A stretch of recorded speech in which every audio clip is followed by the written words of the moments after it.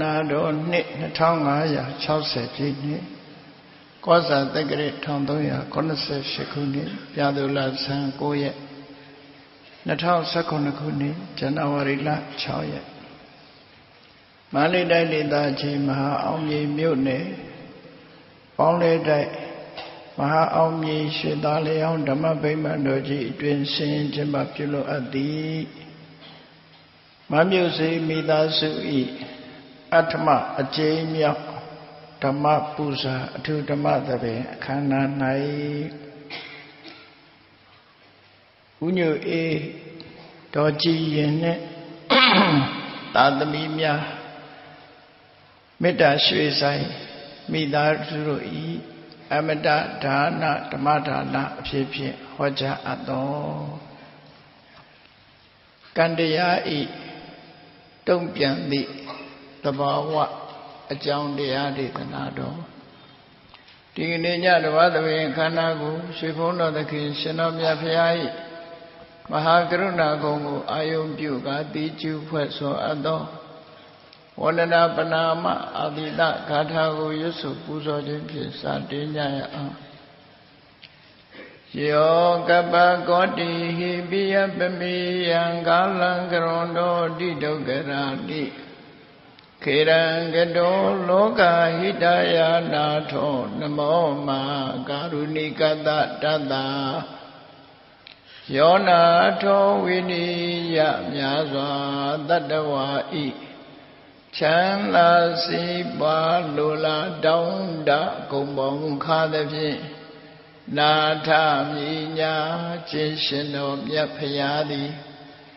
ကပ္ပကောတိဟိပိဂရေကဘာအရေအတွက်တင်ချာတို့ဖြင့်တော်လဲ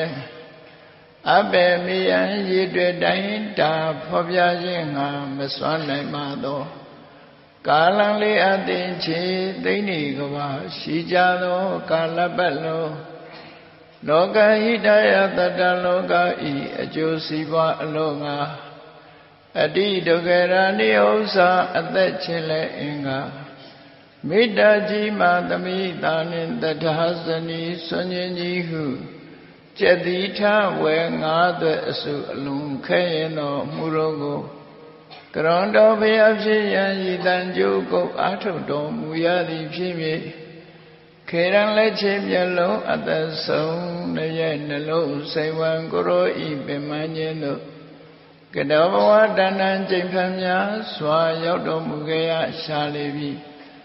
မဟာကရုဏီကတတတ္တဝါများရင်ဝေသားကဲ့သို့တနာချစ်ခင်မဟာကရုဏာရှင်ဖြစ်တော်မူသောတသနာထသဝိနည်းများစွာတတ္တဝါဤချမ်းသာစီးပွားလိုလားတောင်းတခုံပေါင်းခါသဖြင့်နာထမြညာထိုရှင်တော်မြတ်ဖရာအားနမောယုတိပြောင်းပြုတ်မံကိုလျော်၍ကရောယုကျိုးရှိခိုးခြင်းသည်အထုဘဝတုစင်စစ်မတွေ့ဖြစ်ပါစေတည်း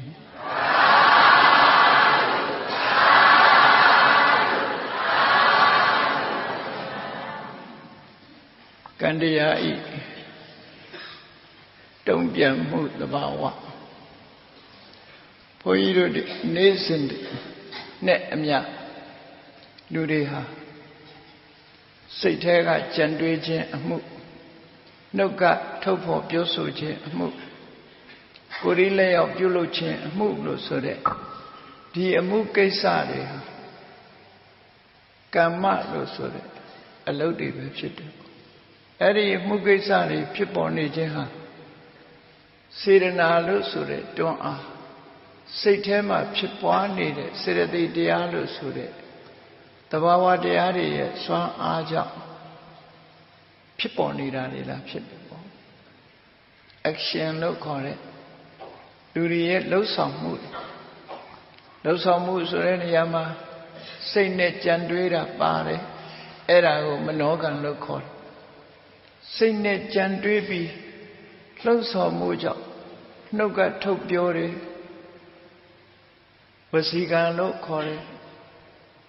ကိုယ်ဒီလက်ရောက်လှုပ်တယ်ကာယကံလို့ခေါ်တယ်အဲ့ဒီ ဖြစ်စဉ်အနေနဲ့ပြောမှဆိုရင်မနောကံဝစီကံကာယကံဒေသနာအစဉ်နဲ့ပြောရင်တော့ကာယကံဝစီကံမနောကံကာယကံဆိုတာထင်ရှားတာတခုစတင်ပြီးတော့ပြောပြီးကာယကံဝစီကံမနောကံလို့မနောကံဆိုတာတော့တခြားပုဂ္ဂိုလ်တိုင်းသိနိုင်ခြင်းမရှိဘူးပေါ့ကာယကံရှင်ကိုယ်တိုင်သာသိပြီးနောက်ဆုံးမှာသူများစိတ်ကိုသိစွမ်းနိုင်တဲ့စေတောပရိယအဘိညာဉ်ရတဲ့ပုဂ္ဂိုလ်မျိုးသာမနောကံဆိုတာကိုသိရှိနားလည်နိုင်တယ်ပေါ့လူတွေဟာနေစဉ်နဲ့အမျှမနောကံဖြင့်ကြံတွေးခြင်းကံမြောက်အောင်ကြံတွေးခြင်းဝစီကံနဲ့ဖွင့်ဟပြောဆိုခြင်းနဲ့ကာယကံမြောက်ပြုလုပ်ခြင်းဆိုတဲ့အလုပ်တွေကိုလုပ်ကြတဲ့အခါအမှားတွေရှိသလိုအမှန်တွေလည်းရှိအမှားတွေတွေးမိတယ်အမှားတွေပြောမိတယ်အမှန်တွေအမှားတွေကိုလုပ်မိတယ်ဆိုရင်အကုသိုလ်ကာယကံလို့ခေါ်တယ်သို့မဟုတ်ဒုစရိုက်လို့ခေါ်တယ်ဆိုးဝါးတဲ့အကျင့်တစ်ခုလို့ဒီလိုပြောတာမကောင်းတဲ့အကျင့်တစ်ခုကောင်းတာတွေကိုတွေးတယ်ပြစ်ကင်းတာတွေကိုတွေးတယ်ပြစ်ကင်းတဲ့အပြောအပြစ်ကင်းတဲ့အလုပ်တွေဆိုလို့ရှိရင်ကောင်းတဲ့ကုသိုလ်ကံတွေဖြစ်တယ်အဲ့တော့ကောင်းတဲ့ကံနဲ့မကောင်းတဲ့ကံဒီနှစ်ခုလုံးဟာလူတွေရဲ့စိတ်အစဉ်မှာရှောက်ရှိသွားတာပဲဖြစ်တယ်စိတ်ထဲကဖြစ်သည့်အတွက်ကြောင့်ကာယကံမြောက်လုံးလိုက်ပြီးဆိုရင်လေကမ္မပဋ္ဌလို့ခေါ်တဲ့အကြောင်းတရားတစ်ခုအနေနဲ့ကံလမ်းကြောင်းနဲ့ရောက်သွားတယ်နှုတ်ကထုတ်ပြောလိုက်ပြီးဆိုရင်လေဝစီကံဆိုတဲ့ကံလမ်းကြောင်းနဲ့ရောက်စိတ်ကစိတ်ကူးလိုက်တဲ့အခါမှာတချို့ကိစ္စတွေဟာကာယကံမြောက်ဖြစ်သွားကံမြောက်အောင်ဖြစ်သွားတယ်ပေါ့လေအဲ့ဒီနေစဉ်နဲ့အမျှကံတရားတွေဟာလူတွေရဲ့တဏ္ဍာမှာစုမိဆောင်းမိဖြစ်လာ accumulation လို့ကံတရားတွေဟာလူတွေရဲ့ရင်ထဲနှလုံးထဲမှာဖြစ်ပေါ်လာတယ်အဲ့တော့ရင်ထဲနှလုံးထဲဆိုတာဘယ်နေရာလို့ပြောရမှာလဲလို့ဆိုလို့ရှိရင်စိတ်ဖြစ်စဉ်လို့ပြောစိတ်တဏ္ဍတိလို့ဆိုတယ် mental process လို့ခေါ်တယ်စိတ်ဖြစ်စဉ်ကြီးထဲမှာစွမ်းအားတတ္တိတွေဟာ24ပစ္စည်းထဲမှာပါတဲ့ကမ္မပစ္စယောဆိုတဲ့အမည်နဲ့ဖြစ်လာတယ်ဥပမာပါနဲ့တူတော့ဆိုလို့ရှိရင်တပည့်ကြီးဟာအပွင့်နေပွင့်ပြီးအသီးသီးလိုက်ပြီးအသီးသီးလိုက်တာနဲ့တပြိုင်နက်ထိုအသီးထဲမှာပါတဲ့အစေထဲမှာအပင်ပေါက်နိုင်တဲ့စွမ်းရည်တတ္တိတွေရောက်ရှိလာတာပဲဖြစ်တယ်ပေါ့အဲ့ဒီစွမ်းရည်တတ္တိတွေဟာမြေရည်အကူညစ်နောက်ထပ်ပင်မျိုးတွေပြန်ပွားလာဖို့ဖြစ်လာတယ်ထို့တူပဲလူတွေရဲ့တဏ္ဍာမှာကံတရားတွေဟာရှိပြီးတော့နေကြဘယ်မှာရှိတုံးလို့ဆိုရင်စိတ်အစဉ်ထဲမှာရှိတယ်လို့ဒီလိုပြောတာပေါ့နော်စိတ်စဉ်ထဲမှာရှိတယ်ဆိုတော့ကံတရားဟာဘယ်နေရာမှာလို့ထောက်ပြပြီးပြောဆိုလို့တော့မရတဲ့အနေအထားမျိုးရှိတယ်ဘယ်မှာရှိတယ်ဘယ်မှာမရှိဘူးလို့နေရာ location နဲ့ပြလို့မရဘူးစိတ်အစဉ်မှာရှိတယ်လို့သာဒီလိုပြောရစိတ်အစဉ်မှာရှိနေတဲ့ကံတရားတွေဟာအကြောင်းတိုက်ဆိုင်လာလို့ရှိရင်အကျိုးပေးဖို့ဆင်သင့်ဖြစ်လာကံရဲ့စွမ်းအားတွေဟာတစ်ခုနဲ့တစ်ခုတူညီမှုမရှိကြဘူးတချို့ကံတရားကဒီဘဝမှာအကျိုးကိုထုတ်လုပ်ပေးတဲ့ကံတရားမျိုးကဒိဋ္ဌဓမ္မဝေရဏိယလို့ခေါ်တယ်ဒိဋ္ဌဓမ္မဆိုတာကိုတွေ့နေရတဲ့ဘဝလက်ရှိဘဝဝေရဏိယအဲ့ဒီကံတရားရဲ့အကျိုးကိုခံစားရတယ်လက်ရှိဘဝမှာလည်းပဲအကျိုးပေးတဲ့ကံမျိုးကိုဒိဋ္ဌဓမ္မဝေရဏိယလို့ခေါ်တယ်ကောင်းတာနဲ့လည်းသက်ဆိုင်တယ်ကုသိုလ်နဲ့လည်းသက်ဆိုင်တယ်မကောင်းတဲ့အကုသိုလ်နဲ့လည်းသက်ဆိုင်တယ်ဟောတချို့ကံကြတယ်ဒိဋ္ဌဓမ္မဝေရဏိယကံဆိုတာသူ့ရဲ့သက်တမ်းသူ့အကျိုးပေးနိုင်တဲ့အတိုင်းအတာတစ်ခုဟာဒီဘဝနဲ့ကန့်တတ်ထားတာဖြစ်တယ်။နောက်ဘဝကြာရင်တော့သူအကျိုးပေးမှာမဟုတ်ဘူး။ ဒီဘဝမှာပဲအကျိုးထုတ်လို့ဥပမာဘာနဲ့တူတယ်လဲလို့ဆိုလို့ရှိရင်မြေကြီးပေါ်စိုက်တဲ့အပင်လေးတွေကိုကြည့်ပေါ့ကော်ဖီပင်တို့ဒီဟင်းသီးဟင်းရွက်စိုက်ပျိုးထားတဲ့အပင်လေးဟာပေါက်လာပြီးလို့ရှိရင်မကြခင်ပဲဒီအသုံးပြုလို့ရတဲ့အနေအထားမျိုးဖြစ်တယ်ကြာရှည်မခံဘူးနှစ်တူအတွင်းမှာရက်တူအတွင်းမှာပဲသူဟာသူ့ကိစ္စပြီးဆုံးသွားတာပဲဖြစ်တယ်အဲ့ဒါလိုပဲကံတရားဟာသီးနှံမျိုးစုံပင်လေးတွေလိုပဲအခုစိုက်ပြီးမကြခင်ပဲအကျိုးအသီးတွေကိုသီးလာခရမ်းခြင်းပင်တို့ခရမ်းခြင်းသီးဟာမကြခင်ပဲသီးလာတာပဲဖြစ်တယ်အဲ့ဒီအပင်လေးတွေမကြခင်ပဲသီးသွားပြီဒီပင်လေးဟာမကြခင်ပဲပြီးစီးသွားပြီဒီမျိုးစိတ်ကဖြစ်တဲ့အပင်လေးဟာကုံဆုံးသွားတာလို့ဒီလိုပြောလို့ရတယ်အဲ့ဒါဒိဋ္ဌဓမ္မဝေဒနိယကံလို့ခေါ်တယ်နောက်ဘဝဆိုလို့ရှိရင်ဘဝပြောင်းသွားလိုက်တာနဲ့တပြိုင်နက်သူက expire ဖြစ်တယ်လို့ပြောလို့ expire ကိုဟောတိကံလို့ဒီလိုဆိုလို့ကံနေနဲ့တော့ဖြစ်သွားပြီနော်အကျိုးတရားတွေလည်းပေါ်သွားပြီနောက်ထပ်လာဖို့မရှိတော့ဘူးဒါပြီးဆုံးသွားပြီသူ့ရဲ့အလုပ်ဟာပြီးသွားပြီလို့ဆိုနောက်ကံတစ်ခုကတော့ဥပပိစ္ဆဝေဒနိယလို့ခေါ်တယ်ဥပပိစ္ဆဝေဒနိယဆိုတာဤဘဝရဲ့အခြားမဲ့ဒုတိယဘဝမှာအကျိုးပေးတဲ့ကံမျိုးဒီဘဝနဲ့အနည်းဆုံးဘဝအကျိုးပေးအဲ့ဒါဟာအလယ်လက်တန်းတစ်ပင်မျိုးတွေနဲ့လားသရံတူတယ်ပေါ့အလယ်လက်တန်းတစ်ပင်ဆိုတာ10မိနစ်နဲ့အတွင်းသီးတယ်ဆိုတာအပင်မျိုးတွေနဲ့လားသရံတူတယ်ပေါ့မကြခင်မဲ့သီးပွင့်ပြီးတော့အကျိုးတစ်ခုထုတ်လုပ်ပြီးတယ်တက်တန်းသိပ်ပြီးတော့နောက်ဘဝတစ်ခုကိုတိဆောက်ပြီးရင်သူ့ရဲ့စွမ်းအားလည်းကုန်သွားတယ်ရိတရေကျိုးကိုပြီးနိုင်တဲ့စွမ်းအားဟာသူတဘဝပဲစေရနာတစ်ခုဒီဘဝတစ်ခုကိုသာကျိုးပေးပြီးရင်သူလည်း expire ဖြစ်သွားနောက်ဘဝတစ်ခုဒီကံကတော့ထပ်အကျိုးမပေးတော့ဘူးလို့ဆိုလို့တတိယအမျိုးအစားကတော့အပရာပရိယဝေရဏိယကံဆိုဖြည်းဖြည်းနှိမ့်နေတတိယဘဝကနေစပြီးတန်တရာထဲမှာရှိနေတယ်များသူဟာရှိထမ်းပင်တို့လိုဟာမျိုးပေါ့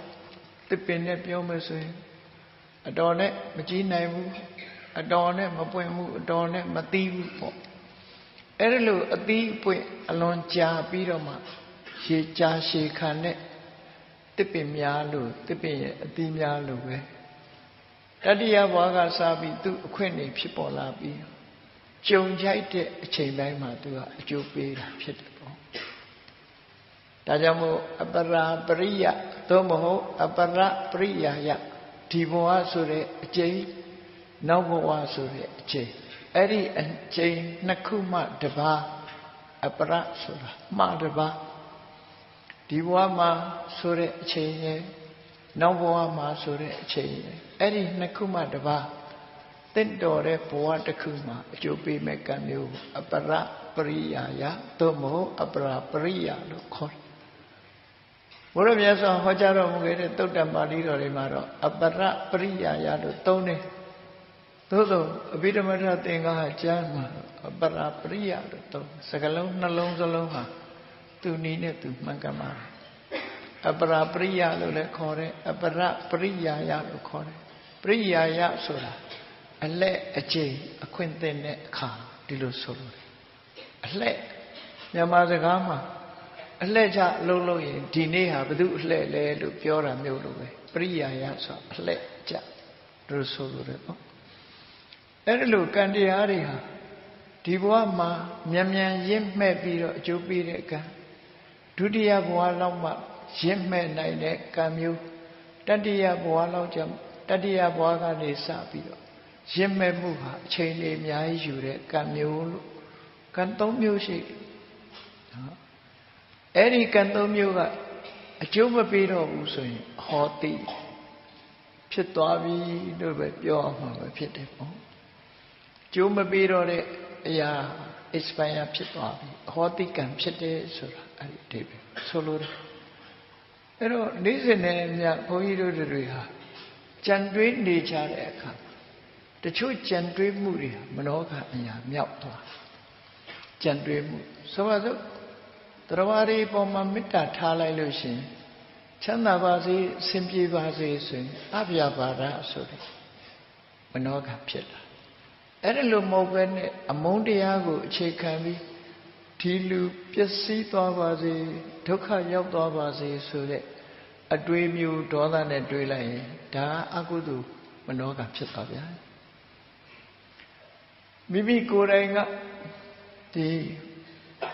မိမိပိုင်ဆိုင်တဲ့ပစ္စည်းပေါ်မှာဆွန့်လွတ်နိုင်တဲ့အနဘိစ္ဆာအလောဘဆိုတာဖြစ်လာလို့ရှိရင်အဲ့ဒီဖြစ်မှုဟာကံအရာမြောက်သွားပြီးတော့မနောကံဖြစ်လာအေးဆန့်ကျင်မဲ့အနေနဲ့သူတစ်ပါးပိုင်တဲ့ပစ္စည်းကိုမှကိုယ်ပစ္စည်းဖြစ်လို့တဲ့အဘိဇ္ဇာဆိုတဲ့သဘောတရားပေါ်လာပြန်လို့ရှိရင်လေသူကလည်းပဲကံတိကံအရာမြောက်သွားတယ်သူများပစ္စည်းယူသည်ဖြစ်စေမယူသည်ဖြစ်စေသူများပစ္စည်းကိုကိုယ်ပစ္စည်းလှုပ်ချင်တဲ့စိတ်ထဲမှာဖြစ်ပေါ်လာခြင်းဟာကံအရာမြောက်သွားတယ်အကုသိုလ်ကံဖြစ်သွားတယ်ဒီလိုဆိုနောက်မိစ္ဆာဒိဋ္ဌိလို့ဆိုတဲ့ຢာရဲ့တမ္မာဒိဋ္ဌိဆိုတဲ့ຢာကံကံကြီးအကျိုးကိုလက်မခံဘူးလို့မယုံဘူးအတိမမပြုဘူးကံကံကြီးအကျိုးကိုမြင်တဲ့အမြင်လုံးဝဆွန့်လွတ်လိုက်ပြီဆိုလို့ရှိရင်မိစ္ဆာဒိဋ္ဌိကံကံကြီးအကျိုးကိုလက်ခံနဲ့ယုံကြည်တယ်ကိုလှုပ်တာကိုနဲ့ပဲသက်ဆိုင်တယ်လို့သိတယ်ဆိုရင်တမ္မာဒိဋ္ဌိရင်နဲ့နှလုံးထဲမှာဖြစ်ပေါ်လာတဲ့အမြင်နှမျိုးဟာလည်းပဲမြင်လိုက်တာနဲ့တပြိုင်နက်ကံအရာရောက်မြောက်ပြီးတော့သွားတယ်တဲ့အဲ့ဓာတွေကစေရနာမဟုတ်ဘူးစေတသိက်အဘိဇ္ဇာဆိုတာလောဘပြာပါဒဆိုတာဒေါသမိစ္ဆာဒိဋ္ဌိဆိုတာဒိဋ္ဌိစေတသိက်ဖြစ်တယ်သူတို့ကိုတော့စေရနာလို့မခေါ်ဘူးစေရနာဟံဘိက္ခွေကမ္မဝရာမိတို့ကာမပစ္စယောတို့မှာဟောတာကြတယ်စေရနာကိုပဲကံလို့ခေါ်တယ်အခုမနောကံမှာတော့စေရနာကိုခေါ်တာမဟုတ်ဘူးအလောဘဆိုတဲ့ဆွန့်လွတ်လို့တဲ့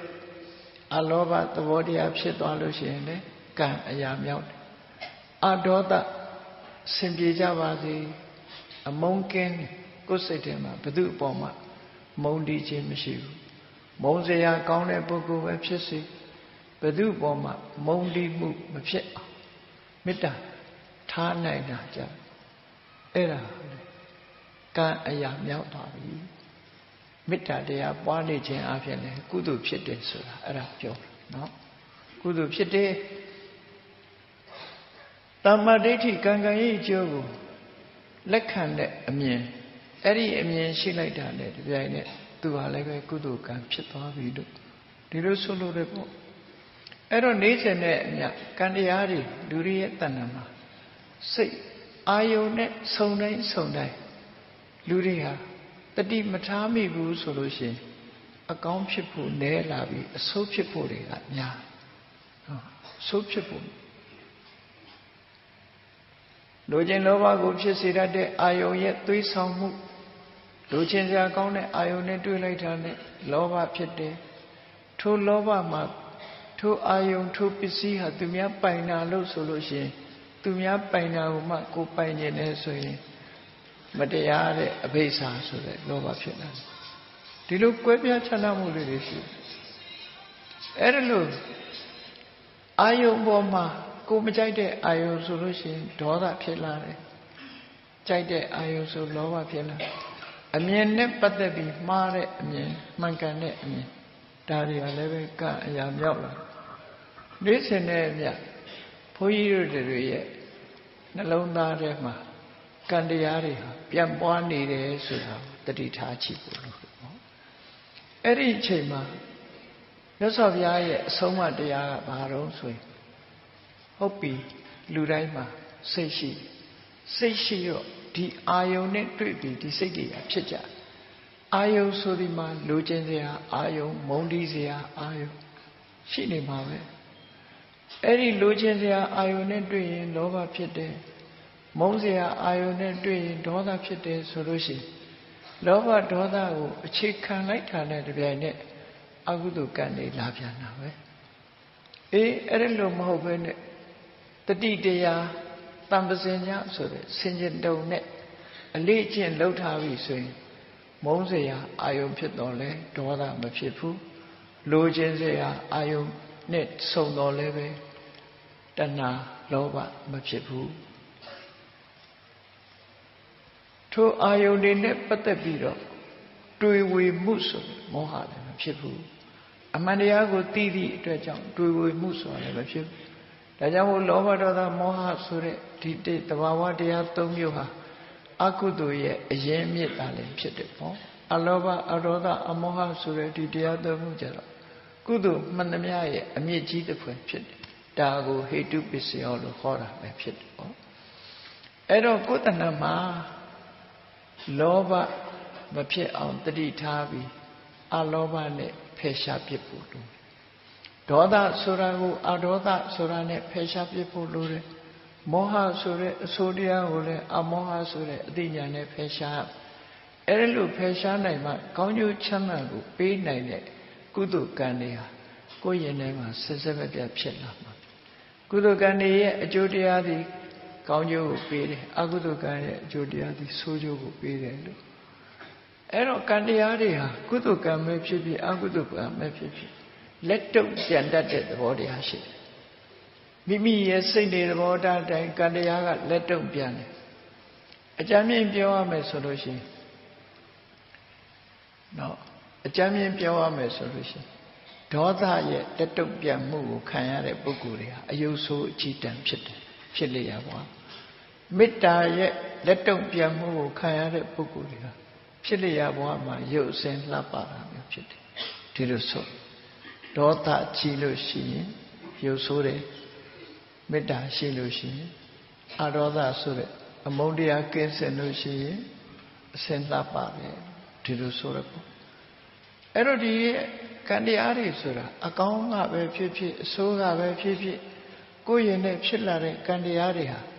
reaction လို့ခေါ်တဲ့တုံ့ပြန်မှုတွေရှိတယ်အမတ်တမဲ့မနေပဲနဲ့တုံ့ပြန်မှုတွေကလာမှာပဲတုံ့ပြန်လာပြီဆိုရင်အဆိုးတရားတွေအဖြစ်များလို့အဆိုးတရားတွေရဲ့တုံ့ပြန်မှုဟာဆိုးကျိုးတွေပဲဖြစ်တယ်အကောင်းတရားတွေကိုယ်တဏ္ဍမှာကုသိုလ်တရားတွေဖြစ်ရင်ကုသိုလ်တရားရဲ့တုံ့ပြန်မှုကတော့အမတန်မှဒီစိတ်ချမ်းသာဝယ်ရာကောင်းကျိုးချမ်းသာတွေနဲ့တုံ့ပြန်တာပဲဖြစ်ဆိုပါစို့ဒါနကောင်းမှုတွေဘဝဆက်တိုင်းပြုလုပ်ခဲ့တဲ့ပုဂ္ဂိုလ်တွေသုံးဖို့ဒီဘဝမှာလူတန်းမှုတွေများတဲ့ပုဂ္ဂိုလ်တွေစီးပွားဥစ္စာအစဉ်တပြေတိုးတက်ပြီးတော့နေတယ်ဒါသူ့ရဲ့တုံ့ပြန်မှုလို့ခေါ်တယ်အမတ်တမဲ့နေရင်သိချင်မှသိတယ်နော်နှစ်ပေါင်းများစွာအရှင်ရလာအောင်လူမှုတန်းမှုဒါနကောင်းမှုတွေကိုပြုတဲ့ပုဂ္ဂိုလ်တွေဟာ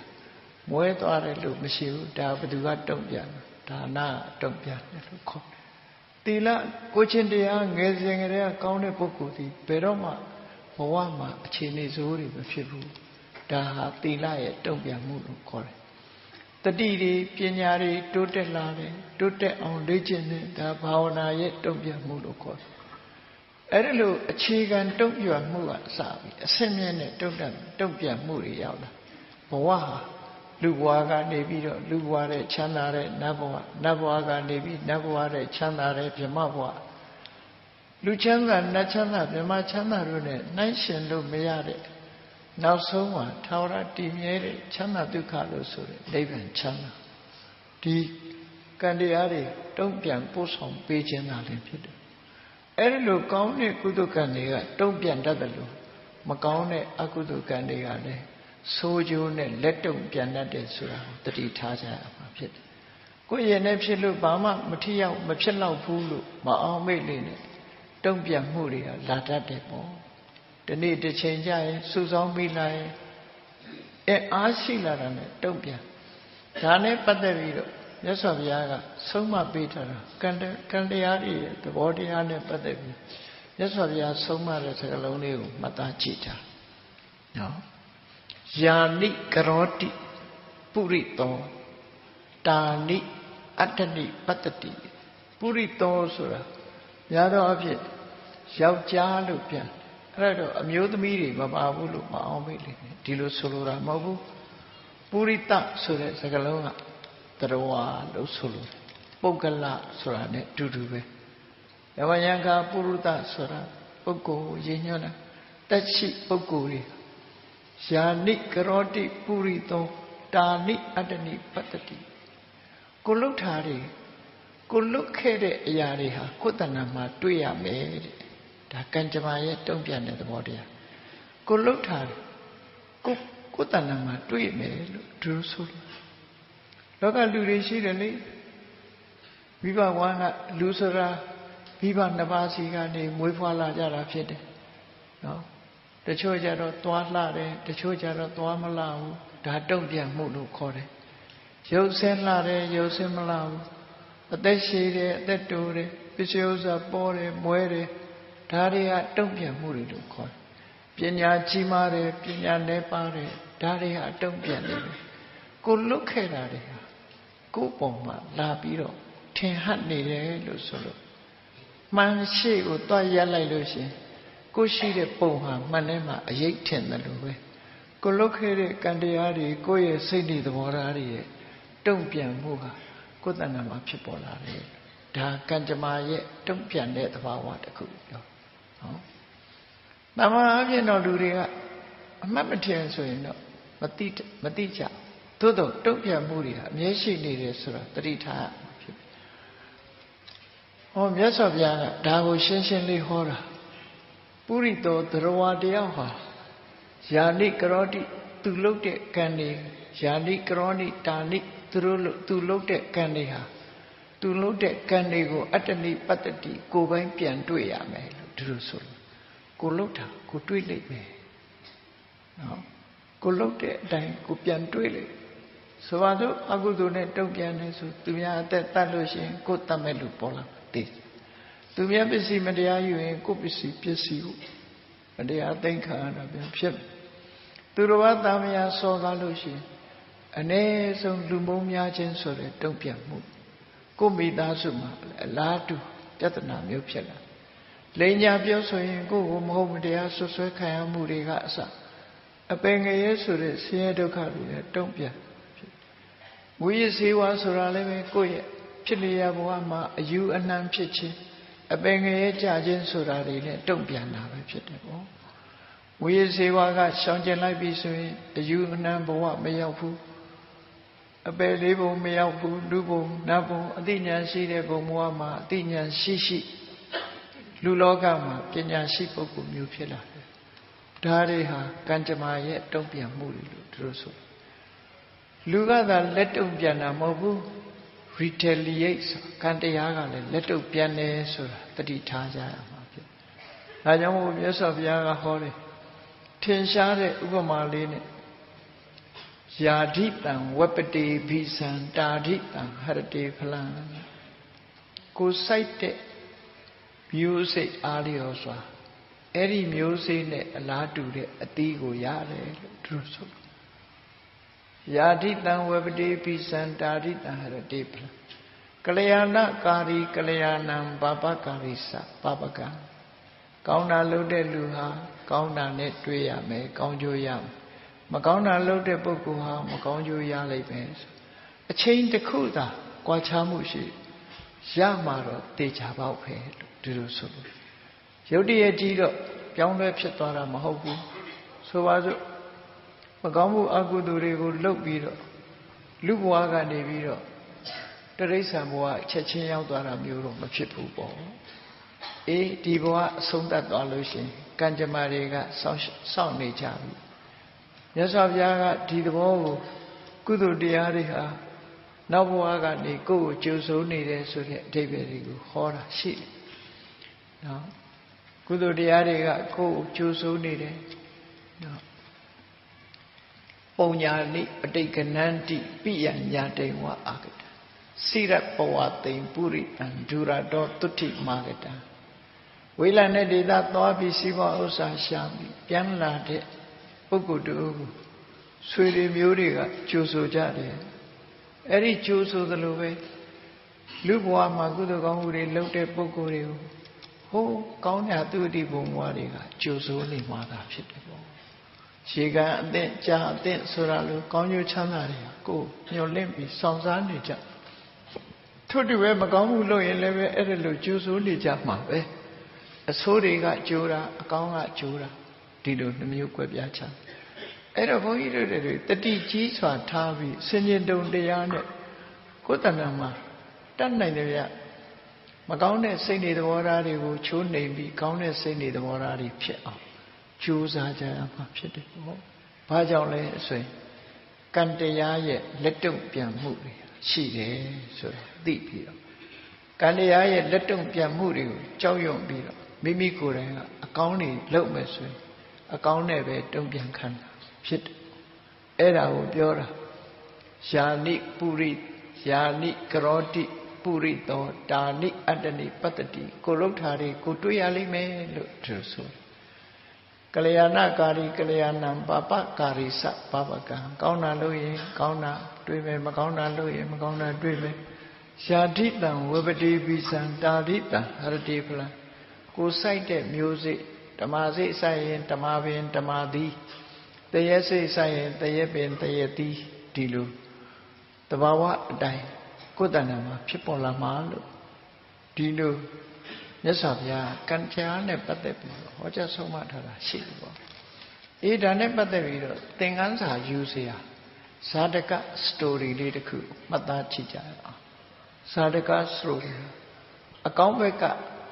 ပြတာကတော့ထင်ရှားလို့အဆိုးဘက်ကကံတရားရဲ့တုံ့ပြန်မှုတွေဘယ်လိုတုံ့ပြန်တတ်တယ်လဲဆိုတာကိုလှုပ်တဲ့အတိုင်းမကောင်းတဲ့တုံ့ပြန်မှုတွေလာရက်တွေအကောင်းတွေကတုံ့ပြန်မှုတွေကတော့ထင်ရှားပါတယ်ကောင်းကျိုးချမ်းသာတွေရသွားတဲ့ဇလန်းတွေများစွာရှိတယ်ပေါ့ဟုတ်ပြီဒီမြတ်ဗုဒ္ဓရဲ့လက်ထက်တော်အခါကလာတော့ကောသမိပြည်ကိုအုပ်ချုပ်တဲ့ဥတေနာမင်းဆိုတာရှိတယ်သူဟာဒီစောင်းနဲ့ပတ်သက်တဲ့လိမ္မာကျွမ်းကျင်မှုဆင်ကိုဖမ်းတဲ့နေရာမှာလိမ္မာကျွမ်းကျင်တဲ့ဟဋ္ဌိကန္တဆိုတော့ဆင်တွေကိုညှို့ပြီးတော့စောင်းတံပေးလိုက်လို့ရှိရင်တောဆင်ရိုင်းနေပဲဖြစ်ပါစေသူစီရောက်လာကြအိန္ဒိယနိုင်ငံရဲ့ထူးဆန်းတဲ့ဒီမန္တမန္တရာအညှို့ဓာတ်တွေဟာရှိကြအလုံးကလားဇကအိန္ဒိယဇကတွေကြည်ဘူးတယ်ဆိုတွေ့ကြလိမ့်မယ်နော်ဘူးသီးသေးသေးလေးလိုပလွေတစ်ခုကိုမှုတ်လိုက်လို့ရှိရင်မွေတွေဟာပြေးလာကြတယ်လေမှုတ်လိုက်တဲ့အတန်ကြားတာနဲ့မွေတွေဟာ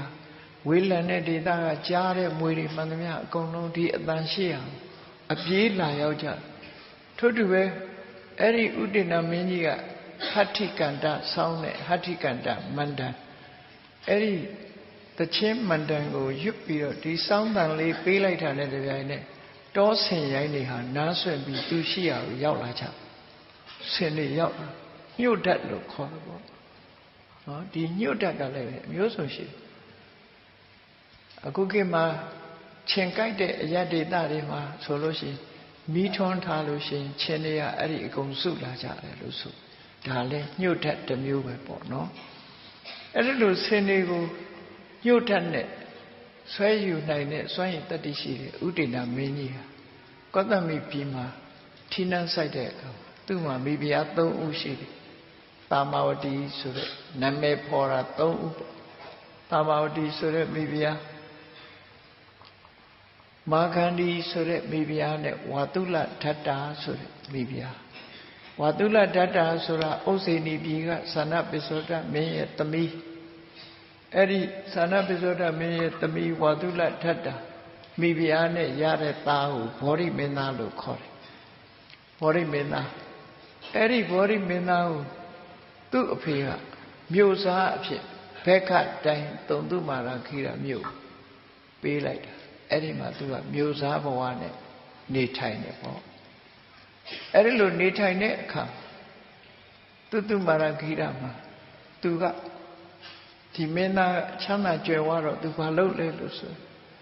သူများနဲ့မတူတဲ့လှပတဲ့နန်းဆောင်ကြီးတစ်ခုကိုဆောက်လုပ်တယ်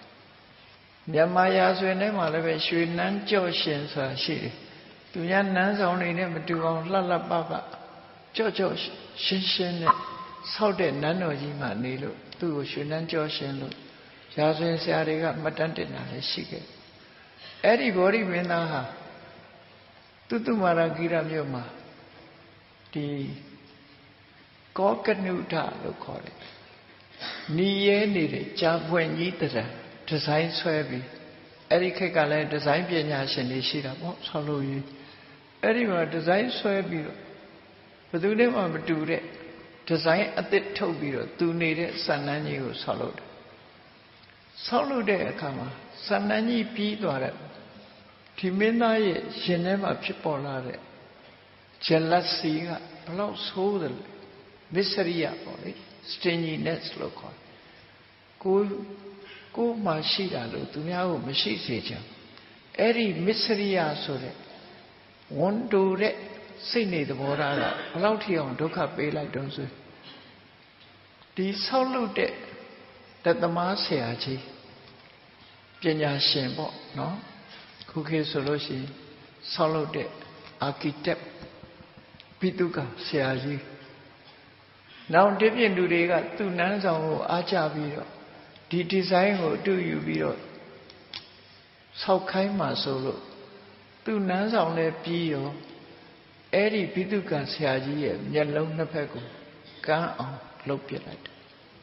ဘလောက်ရဲဆက်တယ်ဆိုနောက်ထပ်မဆောက်နိုင်အောင်လို့သူဟာရက်ဆက်ကြမ်းကြုတ်သူတယောက်မျက်လုံး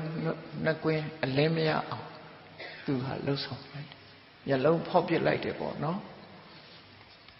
ရည်ရွယ်ချက်ကဘာလို့ဆိုရင်သူနန်းဆောင်လို့တခြားနန်းဆောင်တွေကိုဆောက်ပေးမှဆိုလို့အေးမျက်လုံးနဲ့ဖြတ်လိုက်တာတော်သေးတယ်တပ်ပစ်တာမျိုးလည်းရှိတတ်တယ်နော်တပ်ပစ်တာမျိုးလည်းရှိတယ်အဲ့တော့မျက်လုံးဖောက်ရင်တော့မျက်လုံးပြတ်တာရှိမှာပေါ့နော်တပ်ပြရင်တော့လူကသိမှာပေါ့မြန်မာလူမျိုးတွေရဲ့လွဲမှားနေတဲ့အရာတစ်ခုရှိတယ်ကိုယ့်ကြောင့်သုံးတယောက်လက်ကျိုးချီကျိုးဖြစ်သွားရင်ဝတ်ပါလိမ့်မယ်ဒီတရိစ္ဆာန်လေးကချီကျိုးသွားတယ်ငါကြောင့်ဝတ်ပါမှာဆိုပြီးတော့တတ်ပြစ်လိုက်တယ်အဲ့တတ်ပြစ်ရင်သူကဝတ်ကလွတ်တယ်ထင်တယ်မဟုတ်ဘူးအသက်ခံရတဲ့ဝတ်ပါမှာအဲ့ကြချီကျိုးတဲ့ဝတ်နဲ့လက်ကျိုးတဲ့ဝတ်နဲ့အသက်ခံရတဲ့ဝတ်ဘယ်ဟာတက်တာပဲထင်လဲနော်ကိုကဒီကိုကြောင့်ခြေလက်ကျိုးသွားလို့ရှိရင်မေတ္တာတရားထားပြီးတော့သူ့ကိုပြန်လေကုစားပေးဖို့လားရှိတယ်ပေါ့အဲ့ဒါလို့မဟုတ်ဘဲနဲ့ခြေကျိုးသွားတာငါလည်းခြေကျိုးကြီးနဲ့ဖြစ်နေတော့မှာပဲဆိုရင်လူကနေပြီးတော့ချွတ်လိုက်လို့တေသွားပြီဆိုရင်ကိုဟာအသက်ခံရတဲ့ဝကြွေးပါပြန်လူကအသက်ခံမျိုးဖြစ်အဲ့တော့လွဲမှားတဲ့အတွေးတွေတခါတရံလူအတိုင်းဝိုင်းနေမှာရှိကြတယ်ပေါ့တိုင်းဝိုင်းနေမှာရှိဒါကြောင့်အဲ့ဒီလိုလွဲမှားတဲ့အတိုင်းဝိုင်းအတွေးတွေမရှိဖို့အမတန်မှအရေးကြီးမတော်တဆဖြစ်မိသွားလို့ရှင်စေရနာမပါလို့ရှင် intentionally မဟုတ်ဘူးဆိုရင်ကံတရားကကိုယ့်ကြောင့်ထိခိုက်သွားပြီမဲ့လို့ဒီအကုသိုလ်ကံကကိုယ့်နောက်ကိုလိုက်မှာမဟုတ်ဘူးတာမဝတီတို့အမှုရှိတဲ့ဒီမောင်မမိတ်တန်တွေဟာတခုသောဘဝမှာရေချိုးရင်းကနေပြီးအမတန်ချမ်းတုံလာတဲ့အခါရေစိတ်မှာရှိတဲ့ခြုံပုတ်ကြီးတစ်ပုဒ်ကိုမိတိုက်ကြတယ်မိတိုက်တဲ့အခါအဲ့ဒီခြုံအောက်မှာပိစိကဘုရားမထေရမြတ်ကတမဘဝင်စားနေတာတိတ်တိတ်လူမမြင်အောင်အဲ့ဒီခြုံကြီးမိလောင်သွားတဲ့အခါသူတို့ဘွားကနေပိစိကဘုရားကြီးပေါ်လာတော့ဘုရင်နန်းတော်မှာကြွားလေးရှိတဲ့ပိစိကဘုရားကြီးမိရှို့လို့ပြန်တော်မူသွားပြီးငါတို့တော့မင်းပြစ်မင်းတန်တင့်တော်မှာပဲထင်းနေရှာကြဆိုပြီးတော့ဟိုကသေတာမှမဟုတ်တာတမဘဝင်စားအဲ့ဒါထင်းနေနဲ့ပုံပြီးမိတိုက်လိုက်တာအဲ့ဒီကြတော့ကံဖြစ်သွားစေရနာဆိုနဲ့လေခုနတော့ကမတော်တဆဖြစ်တာမျိုးဟာအဲ့ဒီအချိန်မှာရှောင်ကျင်လိုက်မယ်ဆိုရင်ကံမမြောက်ဘူးသူတို့မိလောင်မှုသာဖြစ်ပြီးကံမမြောက်ဘူးတမင်မိပုံတိုက်တဲ့အခါကျတော့ပိစိကဗုဒ္ဓကတော့ဘယ်သေးမလဲတမဘအတွင်းမှာမိလောင်သွားပြီသူတို့ကတော့မိလောင်ပြီးတော့အယိုးတောင်ပြာကျသွားပြီလို့ထင်ပြီးပြန်သွားကြတယ်နောက်တည့်မနေ့ကျတော့နန်းတော်ကိုကြွလာတယ်အဲ့ဒီလိုကံတစ်ခုကိုကျွလွန်ခဲ့တဲ့အတွက်ကြောင့်တာမဝတီဘဝမှာလည်းပဲသူတို့ဟာနန်းပြတ်သက်မိလောင်ပြီးတော့သိဆုံးသွားကြကံကြမ္မာဆိုတာကိုကတစ်ခါလုပ်ပြီးမဲ့လို့အချိန်ချင်းခံစားရတာဘာကြောင့် တစ်ပင်ကကိုယ်စိုက်တုံးကဒစီတဲ့စိုက်တာအဲ့ဒီဒစီတဲ့စိုက်တဲ့တစ်ပင်ကတီးလိုက်တဲ့အသီးတွေကြတော့ဘလောက်သီးအများကြီးသီးတယ်လေရဲပင်တပင်ဆိုထောင်ချီသီးတယ်နှစ်တိုင်းသီးနေပါဆိုတော့ကိုယ်စိုက်တာဒစီဆိုရင်လည်းအများကြီးရအဲ့ဒါမျိုးလိုပဲကံတရားဟာကိုလုတ်တုံးကစေရနာတွေမြောင်များစွာပါသည့်အတွက်ကြောင့်စေရနာတစ်ခုကံတစ်ခုနဲ့တွက်လိုက်မယ်ဆိုရင်မြောင်များစွာခံကြရတာဖြစ်တယ်ပေါ့ဒီလိုသဘောမျိုးဆိုလိုတယ်ပေါ့အဲ့ဒီလိုကံကြမ္မာတွေဟာစေရနာနဲ့လှုပ်ရင်တုံ့ပြန်သွားတတ်တာပေါ့အဲ့ဒီဘောဓိမင်းသားဟာအလွန်ရက်ဆက်စွာမျက်လုံးတစ်ခုဖောက်ထုတ်အဲ့ဒီအကြောင်းကိုယဟန်တန်ဃာတွေကကြားတဲ့အခါမြတ်စွာဘုရားသွားလျှောက်ရှင်ဘုရားဘောဓိမင်းသားတော်တော်ရက်ဆက်တဲ့လူတစ်ယောက်ပဲသူနန်းတော်ကိုဆောက်လုပ်ပြီးတဲ့ဆောက်လုပ်ရေးဘိတုကာဆရာကြီးမျက်လုံးကိုဖောက်ပစ်တယ်လို့သတင်းကြားပါတယ်ဆိုမြတ်စွာဘုရားသူဟာခုမှရက်ဆက်သူမဟုတ်ဘူးအတိတ်ဘဝတုန်းကလည်းအလွန်ပဲရက်ဆက်တဲ့ပုဂ္ဂိုလ်ဖြစ်ခဲ့ဘူးတယ်ဆိုပြီးမြတ်စွာဘုရားစာကြောင်းပြန်ဟောခဲ့တဲ့ဇာလန်းလေးတစ်ပုဒ်ဟာသင်္ကန်းစာယူဆရာပဲဖြစ်အဲ့တော့ဒီဇာလန်းတွေကိုကြည့်မယ်ဆိုလို့ရှိရင်လူတွေဟာရက်ဆက်တဲ့နှလုံးသားရှိတဲ့ပုဂ္ဂိုလ်ဟာကိုမပြင်ဘူးဆိုရင်နောက်ဘဝမှာလည်းရက်ဆက်တဲ့ပုဂ္ဂိုလ်ပဲထပ်ဖြစ်တတ်တယ်နော်ထပ်ဖြစ်တတ်အဲ့ဒါကြောင့်မလို့ဇေယိုက်ဆိုးတွေရှိရင်ကိုပြင်မှုလိုအပ်တယ်အမိုက်မျိုးတွေဟာဇေယိုက်ဆိုးကိုမပြင်ဘူးဆိုရင်အမိုက်မျိုးတန်တရားနဲ့ပဲသွားမှာပဲဒီလိုဖြစ်တာပေါ့အဲ့တော့မြတ်စွာဘုရားကဟောတာလွန်ခဲ့တဲ့ဘဝတုန်းကမြတ်စွာဘုရားရဲ့အလောင်းတော်ဟာတက္ကသိုလ်ပြည်မှာဓိတာပါမောက္ခလို့ဆိုတယ်အယမျက်နှာအယလေးမျက်နှာကလာရောက်ပြီးပညာသင်ကြတဲ့ကျောင်းသားတွေကိုပညာသင်ပေးတဲ့တက္ကသိုလ်ဆရာကြီးဖြစ်ခဲ့ပြီအဲ့ဒီအချိန်မှာဗာရဏသီမြို့ကဘုရင်သားတော်မင်းသားဘုရင်တွေကသူတို့သားတွေပညာတတ်ဖို့အတွက်တက္ကသိုလ်ပို့ချတထေးတွေကပို့ကြတယ်ပုံနာတွေကပို့ကြပဇံတတ်နိုင်တဲ့ပုဂ္ဂိုလ်တွေကဝေးလံတဲ့ဒေသတက္ကသိုလ်တွေပညာသင်ပို့ကြဒီကနေ့ခေတ်မှာလည်းမိမိတို့သားသမီးတွေကိုမြန်မာပြည်တွေကတက္ကသိုလ်တီးတီးပို့ရုံနဲ့မကဘူးနိုင်ငံသားတွေထီအောင်ပို့ချဒီလိုပညာသင်မှုပို့ချအဲ့ဒါလိုပို့တဲ့အခါဒီဗာရဏသီကလာတဲ့မင်းသားဟာသူများနဲ့မတူဘူးသူကရက်ဆက်ကြမ်းကြုတ်တဲ့အသင်္တရံနေသူမှရှိတယ်သူရဲ့အင်္ဂယုတ်ချရင်တော့ရက်ဆက်မဲ့ပုံသဏ္ဍာန်ခုခေတ်လည်းပဲလူရဲ့အင်္ဂယုတ်ချိပြီးတော့ဟောကြတာတွေရှိတယ်နော်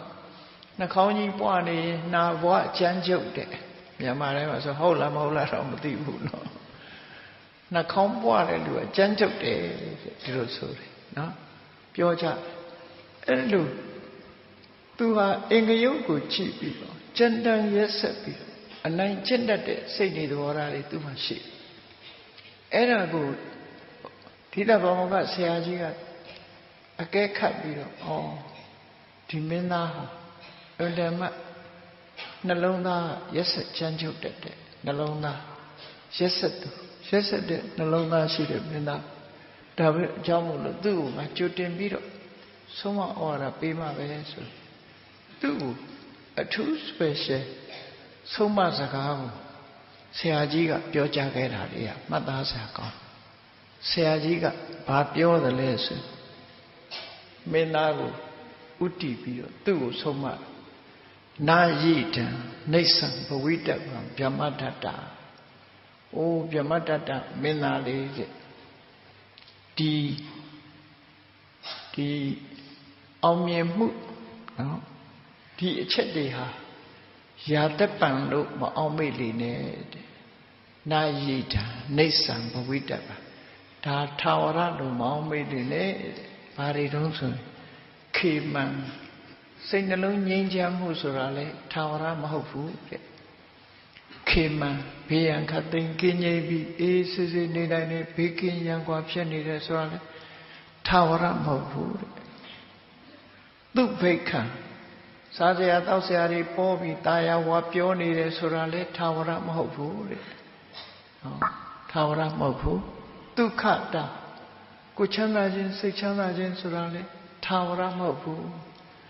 လူတယောက်ရဲ့ဘဝဟာ အစင်ပြေးနေတာထာဝရမဟုတ်ဘူးလို့ဆိုလိုတယ်ဘယ်သူပဲဖြစ်ဖြစ်အယောင်းဝယ်လုပ်နေတဲ့ပုဂ္ဂိုလ်တွေလည်းအယောင်းဝယ်ကောင်းတဲ့ခါကောင်းမယ်မကောင်းတဲ့ခါမကောင်းစိုက်ပျိုးရေးလုပ်တဲ့ပုဂ္ဂိုလ်တွေလည်းကောင်းတဲ့ခါကောင်းမယ်မကောင်းတဲ့ခါမကောင်းဘယ်ရာမှထာဝရမဟုတ်ဘူးလူရဲ့ကျမ်းမာရေးဆိုတာရောထာဝရဟုတ်ကဲ့လားကျမ်းမာတဲ့ခါမာတယ်မကျမ်းမာတဲ့ခါမမဒီလိုရှိတယ်ဘယ်သူမှထာဝရအခြေအနေကောင်းတစ်ခုရနိုင်တာမဟုတ်ဘူးဆိုတာခေါင်းထဲမှာစွဲတော်အောင်ဆရာကြီးကဆုံးပါတယ်နော်အဋ္ဌိစေမအဟုတံပမုံလောကုသနာမှာအစင်မပြေမှုတွေအစင်ပြေမှုတွေကုံဆုံးသွားလို့အစင်မပြေမှုတွေရောက်လာပြီဆိုတော့မှယင်တိလက်ခခြေမကင်မိလက်မကင်မိမဖြစ်စေနဲ့တတိထားနေလို့ဆိုလို့တယ်နော်လူတွေဟာအဆိုးနဲ့တွေးပြီဆိုတဲ့အခါကျတော့ခြေမကင်မိလက်မကင်မိတွေဖြစ်ကုန်ဒီလိုပဲဖြစ်တတ်တယ်ကောင်းစားနေတဲ့အချိန်မှာတော့မေ့ကောင်းစားနေတဲ့အချိန်မှာကောင်းရလုပ်ဖို့မေ့နေတယ်ဒုက္ခရောက်ပြီဆိုတော့မှအမလီတောင်တွေးမြောက်တွေးဟွာတွေတွေးဒုက္ခရောက်ပြီဆိုတော့မှကုသိုလ်လုပ်ဖို့လည်းတတိယလာတတ်တယ်နော်အဲ့တော့ကုသိုလ်ဆိုတာအများအားလုံးဆိုပါစို့ပုံမလင်းလင်းပြောရမယ်ဆိုရင် medical check ကလုပ်လိုက်လို့ကိစ္စယောဂ 4th stage ရောက်နေပြီ6လပဲခံတော့မယ်ဆိုခြေမကင်ပြီလက်မကင်ပြီဖြစ်ကုန်အဲ့ကြမှာကောင်းတာလုပ်ဖို့စိတ်ဝင်စားလာကြဒီလို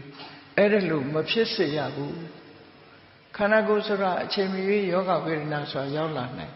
ချမ်းသာတယ်ယောဂကင်းတယ်ဆိုတာထာဝရမဟုတ်ဘူးတဲ့ကျမ်းမာနေတဲ့အချိန်မှာကောင်းတာတွေကိုလုပ်နေဖို့လိုအပ်တယ်လို့ဒီလိုဆိုလို့နော်နာယိတံနေဆံဘဝိတ္တဒီအချက်တွေထာဝရမဟုတ်အဲ့ဒီလိုထာဝရမှတ်ပြီးနေလို့ကောင်းတဲ့အခြေအနေကောင်းတစ်ခုလွန်မြောက်သွားပြီဆိုတဲ့အချိန်ကြတော့မှခြေမကင်မိလက်မကင်မိတွေးဝေမိန်မောတာမျိုးမဖြစ်စေနဲ့တဲ့ဘာနဲ့ဥပမာတူတော့ဆိုရင်ဘိနပလဝောတာဂရတေဝမစ္စပင်လေတဲ့သွားတဲ့အခါမှာကိုစီးလာတဲ့ဖောင်းကိုစီးလာတဲ့လှေကိုစီးလာတဲ့သင်္ဘောပြတ်သွားတယ်လို့ပဲခြေနေစိုးနဲ့ကြုံပြီဆိုမှခြေမကင်မိလက်မကင်မိဖြစ်တတ်တယ်အဲ့ဒါလို့မဖြစ်စေနဲ့ဆိုပြီးတော့ဆုံးမဒါကဓိတဗမောခဆရာကြီးကဆုံးမပြီးတော့ကံကြမ္မာရဲ့တုံ့ပြန်တတ်တဲ့သဘောကိုမြတ်စွာဘုရားဟောတယ်လို့ယာနိကရောတိပုရိသောတာနိအတ္တနိပတ္တိကိုလှုပ်ထားတဲ့ကိုပြန်တွေးလိုက်မယ် reaction လို့ခေါ်ကိုလှုပ်တာကိုပြစ်လိုက်တဲ့အရာဒီကိုယ်စီပြန်ရောက်လာဩစတြေးလျမှာအော်စီလို့ခေါ်ကြတယ်ဩစတြေးလျနိုင်ငံမှာ aborigine လို့ခေါ်တယ်ဒီမူလကျွန်းနေလူသားတွေရှိတယ်နော်မူလကျွန်းနေလူသားတွေ aborigines အဲ့ဒီ aborigine တွေသုံးတဲ့လက်နဲ့တစ်ခုရှိတယ်ဘူမရင်လို့ခေါ်တယ်ခက်ကောက်ကောက်အဲ့ဒါကိုပြစ်လိုက်လို့ရှိရင်အဲ့ဒီဘူမရင်ကကိုယ်စီပြန်ရောက်လာရင်ဖမ်းရတယ်သူကနော်ဖမ်းတတ်မှမဖမ်းတတ်ရင်ကိုပြန်ဒုက္ခပဲအဲ့ဒီဘူမရင်ဆိုတဲ့လက်နဲ့လိုပဲကံကြမ္မာဟာလည်းပဲကိုယ်စီပြန်ရောက်လာတတ်တယ်ဒီလိုဆိုလို့ယာနိကရောတိပုရိသောတာနိအတ္တနိပတ္တိသူများဆိုပြီးကိုယ်ကလှုပ်ထားတဲ့အရာကိုယ့်ပေါ်မှာလာတွေ့လိုက်မယ်လာတွေ့နိုင်တယ်ဆိုပြီးကလျာဏကာရီကလျာဏံပါပကာရီသပပကံယာရိတံဝဘတိပိသံတာရိတံဟတတိဖလံကိုစိုက်တဲ့မျိုးစေ့အတိုင်းအတီးကိုရသလိုကောင်းတာလုပ်ရင်ကောင်းကျိုးရမယ်မကောင်းတာလုပ်ရင်မကောင်းကျိုးရမယ်ဆိုတဲ့ကံကြမ္မာရဲ့လက်တုံ့ပြန်မှုတွေကံတရားရဲ့လက်တုံ့ပြန်မှုတွေရှိတယ်ဆိုတာကိုငါတပည့်သတိထားပါလို့သူ့ကိုဆုံးမဩဝါဒပေးလိုက်နော်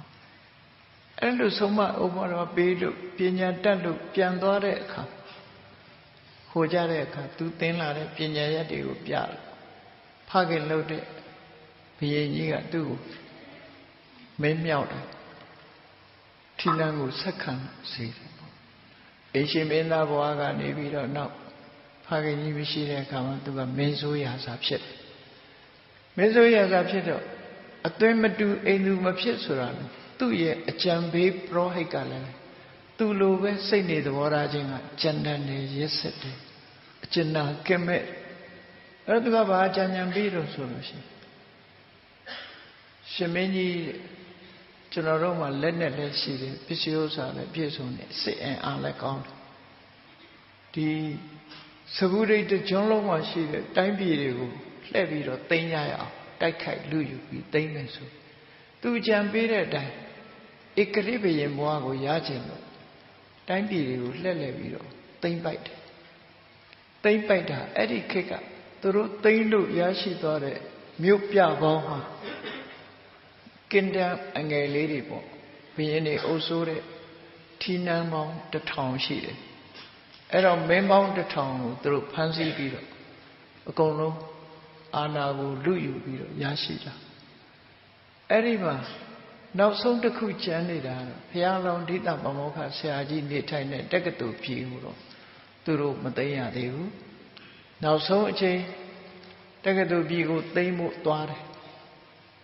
သွားတဲ့အခါတက္ကသိုလ်ပြည်ကဒိဋ္ဌပမောက္ခဆရာကြီးနဲ့ဒီအကြံဉာဏ်ကောင်းတဲ့ပုဂ္ဂိုလ်ရဲ့လုံခြုံစိတ်ချအောင်ရန်သူတွေမတိုက်ခိုက်နိုင်အောင်စီမံဆောင်ရွက်ထားတဲ့အတိုင်းကြံ့ညံ့ခံတယ်မင်းပေါင်း1000ဝိုင်းပြီးတော့တိုက်ပြီးမလို့မအောင်မြင်ဘူးမအောင်မြင်တဲ့အခါကျတော့ဒီဗာရဏသီဒီမင်းသားဘဝကလာတဲ့ဒီဘုရင်ဟာခင်္ဃမြေနားကညောင်မင်းကြီးအောင်ကသူတို့စခန်းချတယ်စခန်းချပြီးသူ့ရဲ့အကြံပေးပရောဟိတ်ကြီးကိုခေါ်ပြီးတော့ပြောတယ်တို့ဒီမှာတိုက်နေတာကျန်တာတွေကသိအခက်ခဲမရှိဘူးအခုတက္ကသိုလ်ပြည်တိုက်လို့တို့မရနိုင်ဘူးဖြစ်နေတယ်ဘာလို့ရင်ကောင်းမလဲဆိုတော့အကြံပေးတဲ့လူကလည်းအလွန်ရက်ဆက်တယ်အဲ့တော့နတ်တွေရဲ့အကူအညီယူမှဖြစ်မှာ sacrifice လုပ်မယ်အခုဖမ်းထားတဲ့မင်းတွေ1000ရှိတယ်သူတို့ရဲ့မျက်လုံးတွေကိုဖောက်မယ်ဖောက်ပြီးတဲ့အခါကျရင်ရင်ကိုခွဲပြီးသူတို့ရဲ့နှလုံးသားတွေအသေးတွေအူတွေနဲ့ရှစ်ပူဆုံမှုကိုလုပ်ကြတယ်လူရိုင်းတွေရဲ့အစဉ်လာအဲ့တိုင်းပဲရှေ့တော့မလဲနော် sacrifice လုပ်တယ်ဆိုတာအဲ့ဒီသဘောတပ်ဖြတ်ပြီးတော့ရစ်ပူဆုံမယ်အဲ့ဒီလိုရစ်ပူဆုံရင်အလွယ်တကူနဲ့သူတို့လိုချင်တဲ့အောင်မြင်လိမ့်မယ်လို့ဆိုပြီးတော့လုပ်ကြတယ်ဒီကနေ့ခေတ်မှာလည်းပဲဓမြတိုက်တဲ့လူတွေတောရွာတွေမှာဆိုလို့ရှိရင်နတ်ဆင်သွားပြီးအရက်ဆိုင်ဆက်တာတို့ချက်နဲ့သွားပြီးတော့ပူဇော်ပြီးတော့တိုက်တာတို့ဒါမျိုးတွေရှိတယ်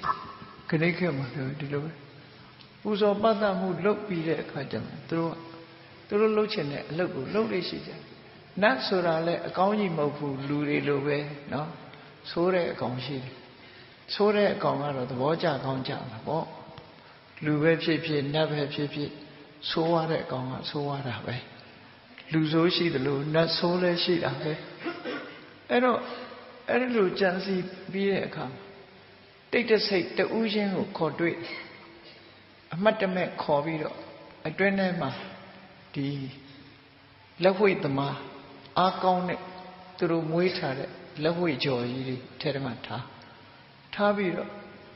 အဲ့ဒီဘယင်လဲဝင်လာရောတခါလဲလက်ဝှေ့သမားကမေ့သွားအောင်ရိုက်ချလိုက်ချပြီးရင်မျက်လုံးထုတ်ဗိုက်ခွဲအဲ့ဒါတွေနဲ့လူ1000မင်း1000ကိုတပ်ပစ်ပြီးအဲ့ဒါတွေနဲ့ရှင်းနှက်ပူဇော်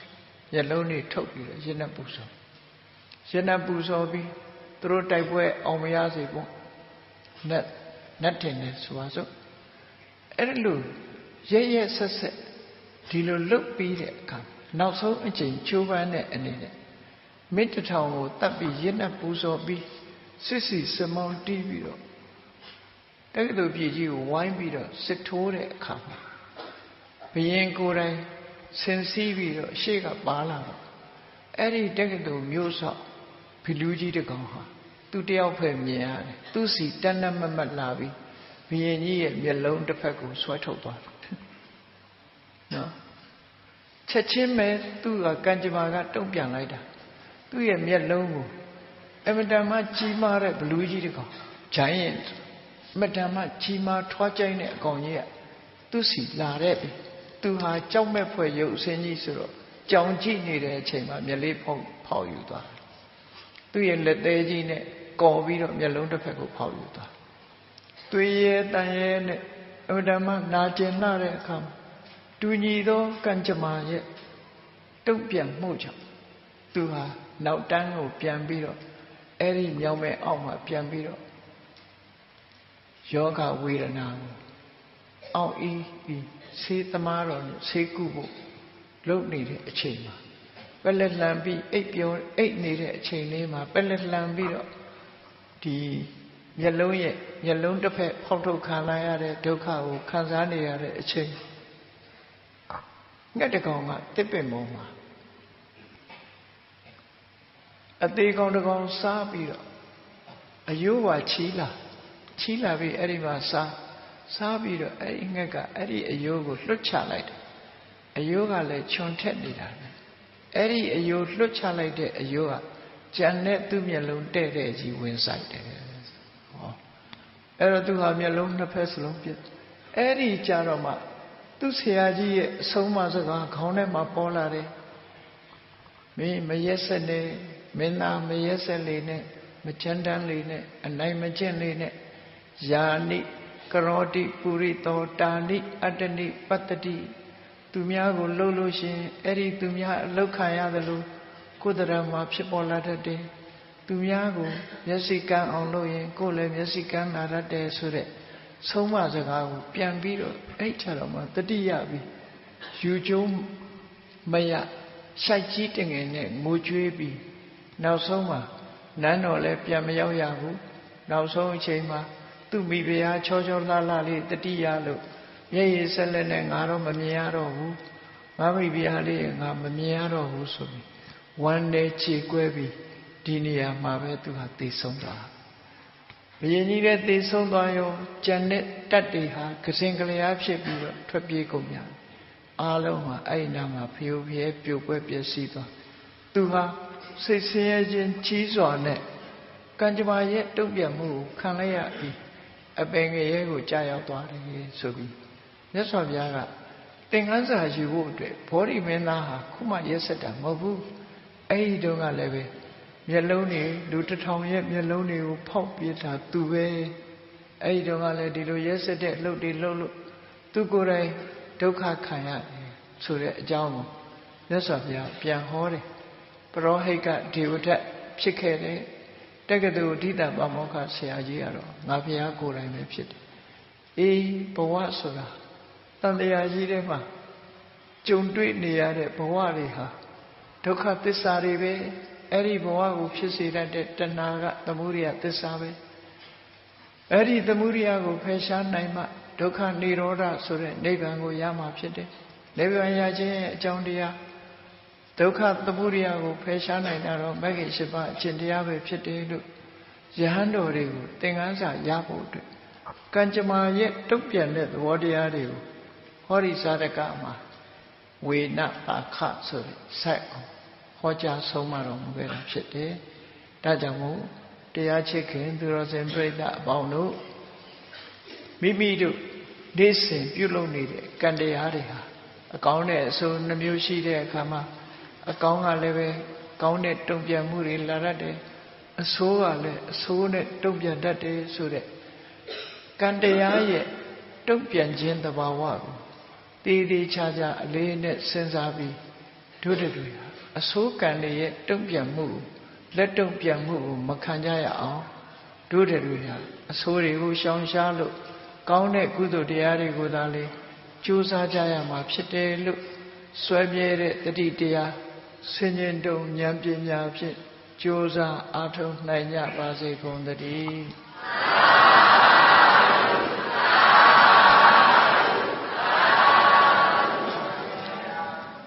မေတ္တာပို့ရအောင်တတဝါများစွာေးရန်กว่าချမ်းသာကြပါစေတတဝါများစွာေးရန်กว่าချမ်းသာကြပါစေမေတ္ တာရေချမ်းသုံးငါဖြံငြိမ်းချမ်းကြပါစေမေတ္တာရေချမ်းသုံးငါဖြံငြိမ်းချမ်းကြပါစေသက်ရှိချမ်းသာသိချမ်းသာလူရဆန္ဒပြည့်ပါစေသက်ရှိချမ်းသာသိချမ်းသာလူရဆန္ဒပြည့်ပါစေဘုံလန္တာဒုက္ခပင်ကစားမေတ္တာပုံနေတုသင်္ကမမနောတရတိတဗ္ဗေတံဘဝယန္တုဒုက္ခန္တကာမေတ္တာပုံနေတုသင်္ကမစုပေါင်းပုအပ်မေတ္တာတဟုရောင်မြူပါဝင်းငွေလာမင်းနှင့်ရောင်ကြီးရှဲယုံပေါင်းဆောင်ရခြင်းကြောင့်တဗ္ဗေတံကျွမ်းမဲ့ဥသုံးလုံးစုံများစွာတတ္တဝါတို့၏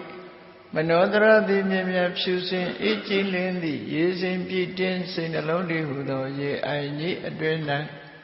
ဒုက္ခပင်ကစားစင်ထာဝရအေးမြတ်ဖြစ်သာတာယာပွင့်လန်းချမ်းသာဒုက္ခတည်ဟူသောကုမုဒ္ဒရာကြာပန်တို့သည်ဖုံးလန္တဝန္တာရွှေမျိုးဝမုံလူလျက်ကြည်နုွယ်ကြုံဖူးပွင့်ကြကုန်သည်ဖြစ်၍ဒုက္ခန္တကလေးအောင်လေးတဲ့ရောရှက်တင်ပြပိတိတိဟုသောယနံတို့သည်ဘဝယံတုကောင်းစွာမသွေကြိုင်လိုက်၍နေကြပါစေကုန်တည်း